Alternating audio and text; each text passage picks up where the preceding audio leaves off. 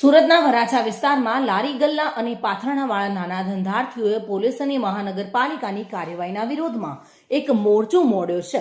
આ કાર્યવાહી ધારાસભ્ય કુમાર કાનાણી દ્વારા લખાયેલા એક પત્ર બાદ શરૂ થઈ હોવાનું માનવામાં આવી રહ્યું છે. વિરોધકર્તાઓ હાથમાં પ્લે કાર્ડ અને બેનરો લઈને વરાછા ઝોન કચેરીએ મોટી સંખ્યામાં પહોંચ્યા હતા. તેમનો મુખ્ય આરોપ એ છે કે પોલીસ અને પાલિકાના અધિકારીઓ તેમને ખોટી રીતે હેરાનગતિ કરી રહ્યા છે. મોરચો કાઢનારાઓએ સામાન્ય ધંધાર્થીઓને થતી આ હેરાનગતિ તાત્કાલિક બંધ કરવાની માંગ કરી છે.